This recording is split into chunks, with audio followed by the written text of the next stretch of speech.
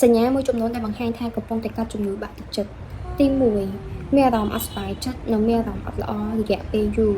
ការមានអារម្មណ៍បែបហ្នឹងមិនមែនកើតឡើងតែមួយផ្លែថាបាត់ទៅវិញទេប៉ុន្តែកើតឡើងជារៀងរាល់ថ្ងៃជាញឹកញាប់ហើយកើតឡើងយូរខែទៀត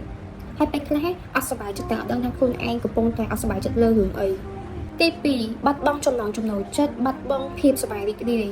កាលពីមុនធ្លាប់តែធ្វើរឿងអីមួយដែលខ្លួនឯងសប្បាយចិត្តដូចជាទៅដើរលេងដូចជាជួបជុំមិត្តភ័ក្តិឬក៏ធ្វើអីមួយដែលខ្លួនឯងមានអារម្មណ៍ថាសប្បាយប៉ុន្តែឥឡូវនេះឲ្យទៅធ្វើរឿងហ្នឹងទៀតមានអារម្មណ៍ថាធម្មតាអត់មានអារម្មណ៍ថាសប្បាយចិត្តអីសោះទី3មានអារម្មណ៍ថាអស់សង្ឃឹមមើលឃើញអ្វីៗគ្រប់យ៉ាងនៅជុំវិញខ្លួនឃើញតែភាពខ្មៅងងឹតមើលពីអនាគតខ្លួនឯងឃើញតែភាពអវិជ្ជមានហើយមើលឃើញថាខ្លួនឯងអាចល្អប្រសើរជាងនឹងបានទេថាជីវិតខ្លួនឯងគឺចប់ត្រឹមតែប៉ុណ្្នឹងមានអារម្មណ៍ថាអស់សង្ឃឹមនឹងជីវិតខ្លួនឯងហ្មង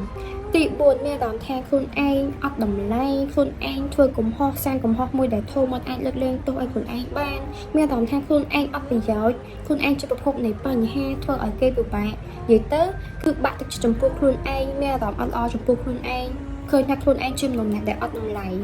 ទី5មានអារម្មណ៍ថាភ័យខ្លាចព្រួយបារម្ភទាំងដែលរឿងហ្នឹងអត់សមនឹងភ័យខ្លាចអត់សមនឹងព្រួយបារម្ភសោះប៉ុន្តែគិតច្រើនហើយមានអារម្មណ៍ថាខ្លាចបាត់បង់ខ្លាចអនាគតដែលកើតឡើងទី6ដាច់ខ្លួនឯងចេញពីពិភពខាងក្រៅហ្មងចង់ទៅនៅម្នាក់ឯងអត់និយាយច្រើនសូម្បីតែសមាជិកគ្រួសារជាមួយនឹងមិត្តភ័ក្តិបងប្អូនអីក៏អត់សូវនិយាយច្រើនដែរនិយាយទៅដាច់ខ្លួនឯងចេញពីមនុស្សដែលធ្លាប់ស្គាល់ចង់ទៅនៅម្នាក់ឯងចង់ទៅនៅស្ងាត់អត់ចង់និយាយចូលណាគេ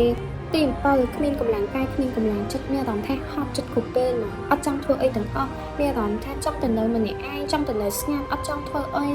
អត់មានកម្លាំងចិត្តក្នុងការធ្វើរឿងអីទាំងអស់ទី8តើតើជាមួយនឹងការគេងអ្នកខ្លះគាត់ពិបាកក្នុងការគេងគាត់គេងអត់លក់ទេប៉ុន្តែអ្នកខ្លះទៀតគាត់ផ្ទុយពីនឹងគាត់ចូលចិត្តគេងគាត់ចង់គេងយូរម៉ោងគាត់ចង់សំងំទៅគេងអត់ចង់ធ្វើអីទាំងអស់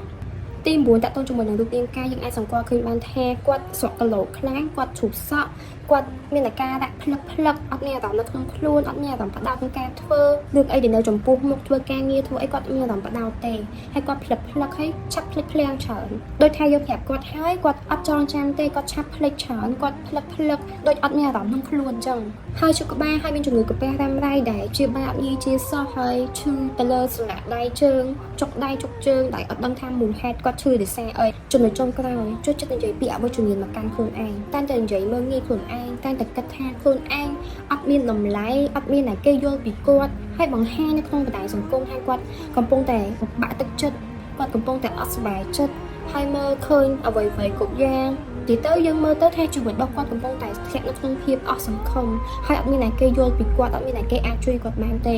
មនុស្សម្នាក់មានអាការៈជំងឺបាក់ទឹកចិត្តហ្នឹងខុសៗគ្នាអញ្ចឹងបើសិនជាអ្នកនរគ្នាស្ដាប់មើលទៅគិតថាខ្លួនឯងកំពុងតែធ្លាក់នៅក្នុងអាការៈបាក់ទឹកចិត្តហើយសូមមេត្តាជួយខ្លួនឯងជាបន្ទាន់ទៅរកជំនួយទៅប្រឹក្សាជាមួយនឹងពេទ្យបើយើងត្រូវញ៉ាំថ្នាំយើងត្រូវញ៉ាំថ្នាំអ្វីក៏ដោយអ្នកនរគ្នាកុំតន់អស់សង្ឃឹមកុំតន់បាក់ទឹកចិត្តបើយើងដឹងថាខ្លួនឯងកំពុងតែធ្លាក់នៅក្នុងជំងឺបាក់ទឹកចិត្តហើយយើងត្រូវទៅជួយខ្លួនឯងជីវិតរបស់យើងម្នាក់មានតម្លៃកុំបោះបង់ខ្លួនឯងជាមួយនឹងបញ្ហាដែលយើងកំពុងតែជួបប្រទះបើសិនជាបងប្អូនទាំងអស់គ្នាសង្កេតឃើញថាមានមិត្តភ័ក្តិមានបងប្អូនឬក៏មនុស្សយើងស្គាល់កំពុងតែមានអាការៈជំងឺបាក់ទឹកចិត្តទេសូមយកចិត្តទុកដាក់ជាមួយពួកគាត់ព្រោះអ្នកដែលគាត់បាក់ទឹកចិត្តទៅគាត់មានអារម្មណ៍ថាឯកាគាត់មានអារម្មណ៍ថាអត់មានអ្នកគេយល់ពីគាត់